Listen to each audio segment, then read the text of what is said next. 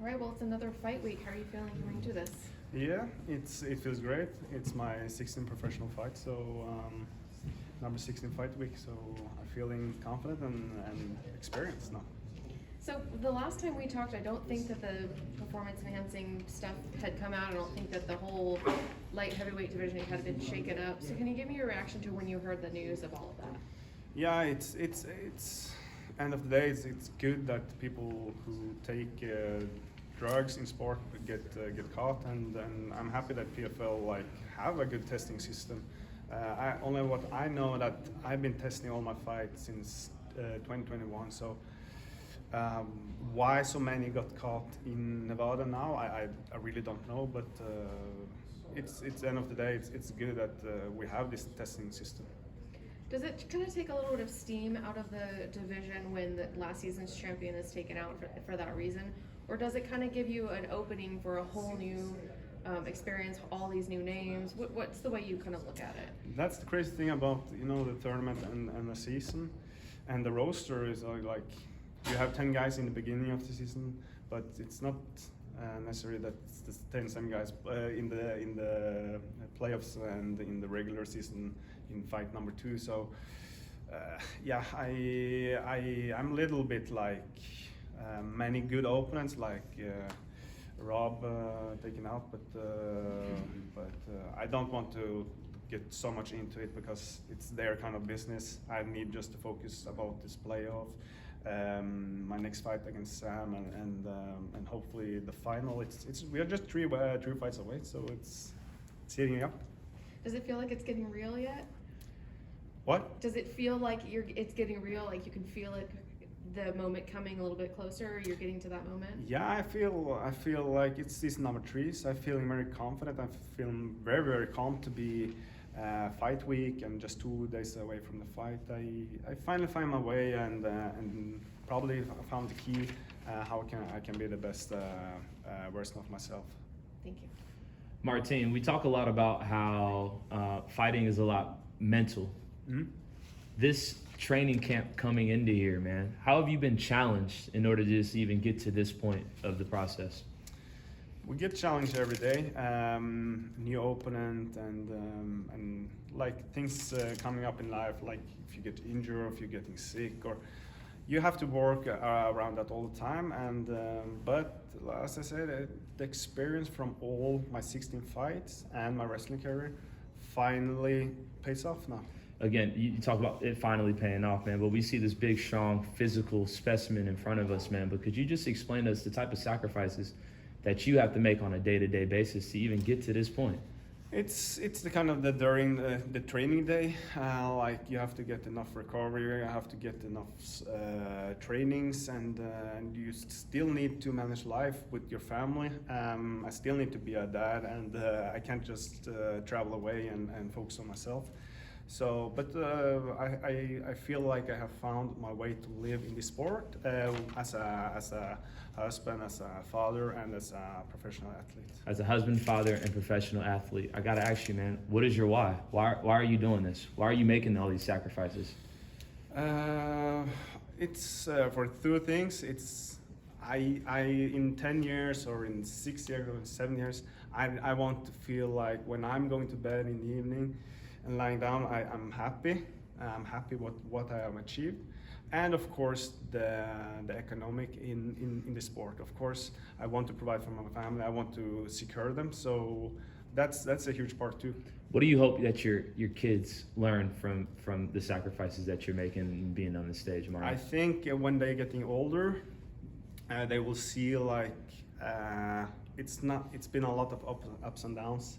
And you can see that on my fight record in wrestling also. It's how it ends. It's the most important thing. And as long as I can be the one that's smiling at the end of my career, that's the most important. And yeah, I see many good years ahead of me. My final question to you, Martin, where you started, and where you are right now, how have you changed the most? What does young Martin look like versus the man who's here If I today? told myself like when I was say 10 years old, like in 2023 you're going to be a PFL world champion. I won't believe it, but as a first answer for you, the mental thing we mentioned, like it's finally now I can truly see what's ahead of me, and when I have the courage to speak about it and believe it in, not just for a week, for 2 weeks, but it's been a journey for a very, very long time.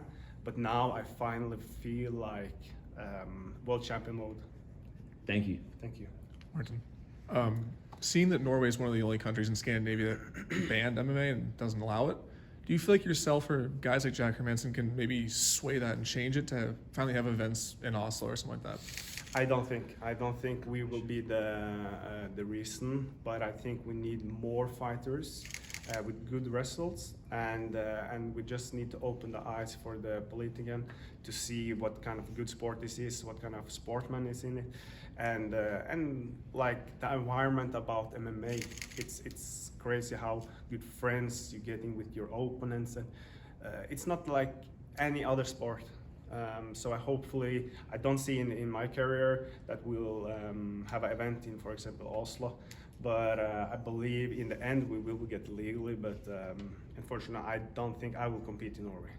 So when you are a child and because the sport isn't very big there, how did you find fighting? Who inspired you to do that? Who inspired me it's probably like I saw a lot of John Jones.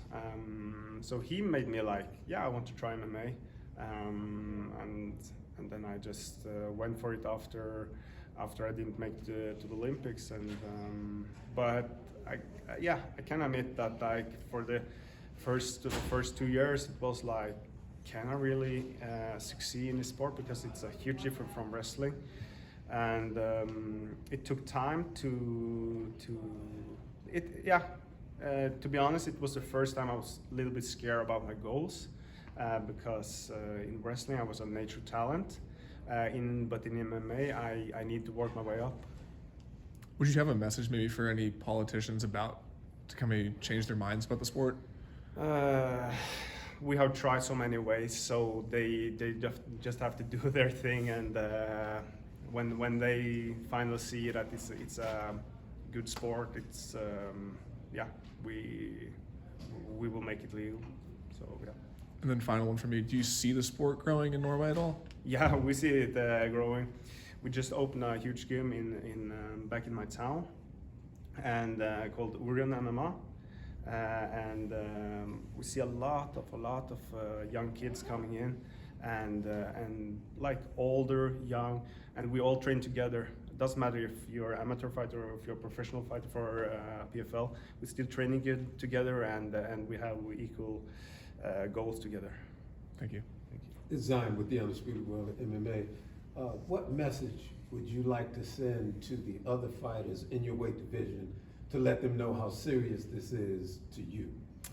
I think 1 minute and 5 seconds from my first fight speak for itself, and I believe for the next fight on Thursday, they would definitely understand what I'm capable for this season. Okay, anything you want to tell them? You know, you want to send a bold message to them, or you let your fighters? No, it's like, it's my third season. It's enough to play around. I'm just done being number 4, number 5. I'm just done with it. Okay. So, with that being said,